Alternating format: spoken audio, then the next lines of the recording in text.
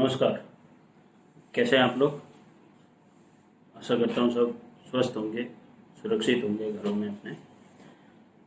तो जैसा कि ये अर्ज का है हमारे यहाँ पे कि भारत सरकार ने चाइना के ऊपर पहली चोट कर दी। मतलब आज मुझे लग रहा है कि हमारा वोट बिल्कुल सही हाथों में गया है। हमारे दबाव के कारण हमारी क्या इच्छा है, इस देश के वासियों की क्या इच्छा है, वो सरकार ने समझा है। जिस हिसाब से 59 चाइनीज ऐप को बैन करने का फैसला भारत सरकार ने लिया है, बहुत अच्छी पहल। चाइना के आर्थिक सर्जिकल स्ट्राइक की पहली चोट। मतलब मन गदगद हो रहा है, आज प्रसन्न हूं। चीन को उसकी हैसियत दिखाने का समय आ गया है। चाइना ने जो ये जाल फैला रखा है, भारत में ही नहीं पूरे विश्व में, और जिस हिसाब से वो बिजनेस करता है उस हिसाब से ऐसा लगता है कि उसकी एक नीति है पूरे विश्व को कब्जाने की। भारत सरकार ने इस बार सीधी चीन की नब्ज पकड़ा है, सीधा नब्ज पे हमला किया है। आप समझिए, इस चीज को समझिए। आप भारत सरकार जो संदेश देना चाहती है, आप उस चीज को समझिए।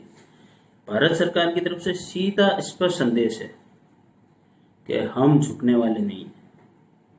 आप चाहे कुछ भी करिए, हम 1 इंच भी जमीन नहीं देने वाले।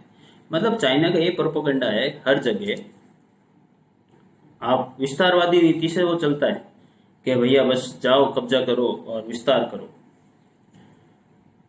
बट भारत सरकार ने पहली बार नहीं, ये तीसरी बार है, चाइना के घमंड को ठेस पहुंचाई है, उसके ईगो को ठेस पहुंचाई है। चाइना यही सोचता है कि हम करते रहेंगे, सामने वाले दबते रहेंगे और हम आगे उनको दबा के आगे बढ़ते रहेंगे।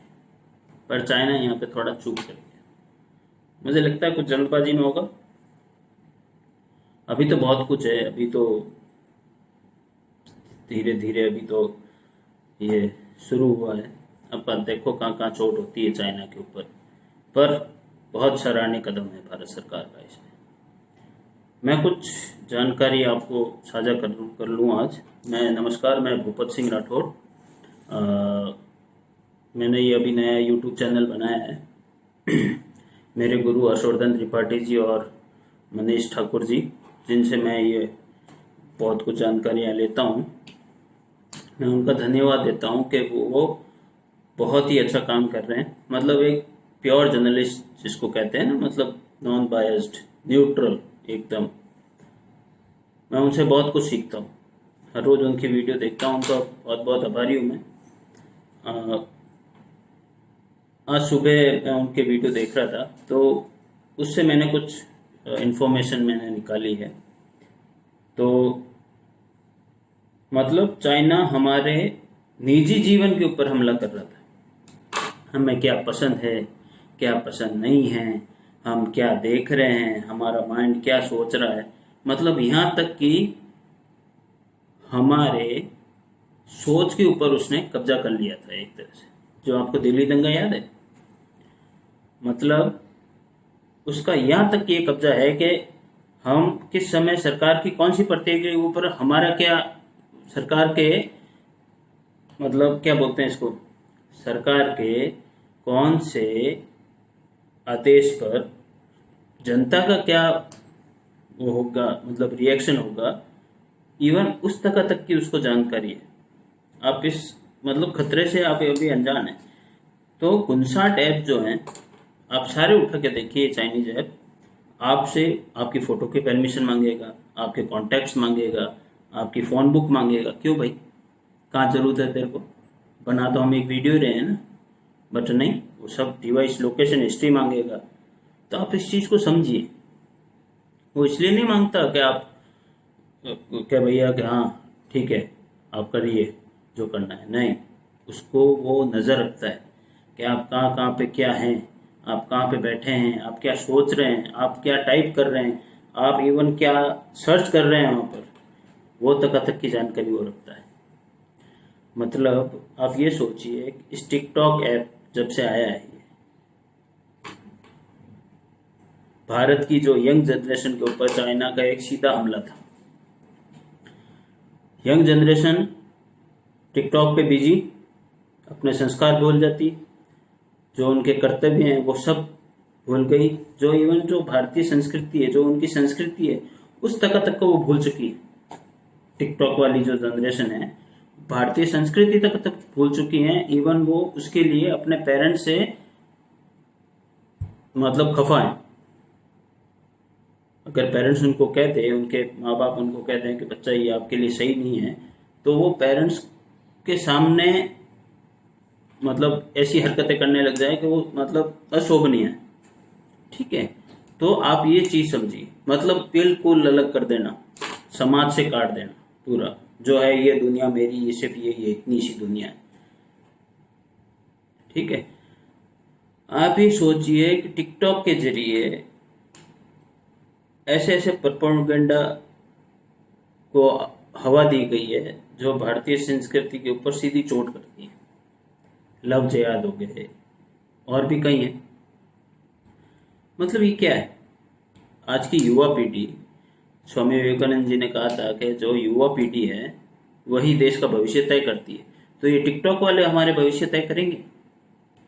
जो पीढ़ी टिकटॉक में घुस गई, तो सोचिए भारत का भविष्य कैसा होगा।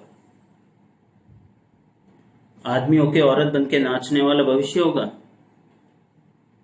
नहीं, आप सोचिए जरा, इस पे ध्यान दीजिए। मतलब टिकटॉक पे जो नाच गा रहा है, जो औरत बन रहा है, जो लड़की बन के अपने आप को बहुत ही, मैं बहुत ऐसा लग रहा हूँ, वो भविष्य है हमारा भारत का। भारत में हमारे 5000 साल की संस्कृति है साहब, कोई छोटी मोटी नहीं है। इसने बहुत कसा है भारत में। ये हमारा जो भारत है, इसने बहुत बहुत कसा है। इसने कई काटछाट से हैं, कई हिस्सों में बढ़ चुका है, फिर भी अभी खड़ा है। क्यों खड़ा है? क्योंकि हमारी भारत की भूमि तपोभूमि है, वीरों की भूमि है। यहाँ पे वीर लड़े थे हमारी संस्कृति को बचाने के लिए। यहाँ पे वीरों ने अपने बलिदान तक दे दिया और निछावर कर दिया उन्होंने अपने। और इन जैसे लोगों के लिए उन्होंने निछावर किया। वो आज सोच रहे होंगे शर्म से उनका, मतलब कि हमने इन जैसे, मतलब जो टिकटॉक पे बैठे हैं वो अपने आप का नाच गाना कर रहे हैं, इनके लिए हमने ये सब कुछ अपना बलिदान सौंप दिया। खैर वो छोड़ो, सब दूसरी बात है। अब मैं मेन टॉपिक पे आता हूँ। तो चाइना का कि जो टिकटॉक ऐप है, खाली टिकटॉक ऐप, उसका सितंबर तक जो टारगेट था वो 100 करोड़ रुपए कमाने का था। 100 करोड़, समझ रहे हैं आप? 100 करोड़। अभी तक 30 करोड़ वो कमा चुका है। अब ये बैन लगने से उसकी रीढ़ की हड्डी पे सीधा वार हुआ है। आर्थिक जो रीढ़ की हड्डी है उस पर वार हुआ। तो उसका टारगेट अब मेरे हिसाब से नहीं लगता अब होगा पूरा। यूसी ब्राउजर 413 ऐसा शब्द जिस पे आप अगर सर्च कर लेते, वो आपको, आपके ऊपर चाइना नजर रखने लग जाता। अगर आप जैसे मान लिया आपने सर्च कर लिया तिब्बत, तो आप चाइना की रडार में आ जाते। समझ रहे हैं? यूसी ब्राउजर आपकी, यूसी ब्राउजर में आप जो भी सर्च करते हैं वो चाइना को सब पता है कि हाँ भैया ये आदमी इस नियत का है, ये इस तरह से है। तो मतलब आप समझ रहे हैं, मतलब हमारी निजी जानकारी तक चाइना को पता है। और हम बड़ा आराम से हाँ ये सर्च है, ये करेंगे, वो करेंगे, हाँ टिकटॉक पे वीडियो बनाएंगे, ये ऐसे नाचे, ये वैसे। क्या ये क्या गंदी वाड़ा। मतलब भारत की संस्कृति, भारत के जो भूमि है, जिसने इतने इतने बड़े वीर दिए हैं, भगत सिंह जैसे, प्रणाम है उनको, भगत सिंह, चंद्रशेखर आजाद, मतलब जिन्होंने अपनी गर्दन नहीं झुकाई अंग्रेजों के सामने, मुगलों के सामने। तानाजी, मतलब तानाजी हो गए, शिवाजी महाराज हो गए, राणा प्रताप हो गए, महाराणा प्रताप हो गए, 19 साल के रणजीत सिंह रावत हो गए, मेजर शैतान सिंह हो गए, जिन्होंने अपनी जान लगा दी चाइना से लड़ते हुए, चाइना बॉर्डर पर। आज भी उनकी कहानियां हैं। देखिए रोंगटे खड़े हो रहे हैं मेरे। मतलब हम किसकी ओर धकेले जा रहे हैं। आज गुनसाट ऐप बैन किए चाइना ने, अब कुछ आएंगे हमारे पर्पल काल, वो आके बोलेंगे ये इससे क्या होगा, इससे क्या होगा। अरे भाई साहब, आप तो रहने ही दो। आपने जो ये बेड़ा गर्क किया है ना यहाँ पे संस्कृति का, हमारे कूल बनने की, जो आपने यहाँ पे जो नीति लगाई है कि हाँ फेमिनिज्म क्या, जो जो औरत गाली बोले, जो लड़की गाली बोले, वो फेमिनिज्म है आपका। ठीक है, वो दारू पिए, क्लब में डांस करे, वो फेमिनिज्म है आपका, है ना। ये जेएनयू वाले जो ये प्रोपोगंडा चलाते हैं, ठीक है, पिंजरा तोड़ वाले, ये इनका मतलब फेमिनिज्म आप देखिए। मतलब औरतों को, मतलब लड़कियों को किस तरह से, मतलब ये भारतीय संस्कृति नहीं है। जो वीरांगनाएं थी पद्मावत जैसी, जो सती हो गई आजकल की, वो ज्यादा कूल थी, जिन्होंने अपनी संस्कृति, अपने इज्जत की खातिर वहां पे सती हो गई, वो मुगलों के सामने झुकी नहीं वो। और आज का फेमिनिज्म क्या है? गाली बोलना, दारू पीना, ये फेमिनिज्म है आज का इनकी नजरों में। ठीक है, महिला सशक्तिकरण के नाम पे जो इन्होंने ढोंग रचा है, ये वो है, ये फेमिनिज्म है इनका।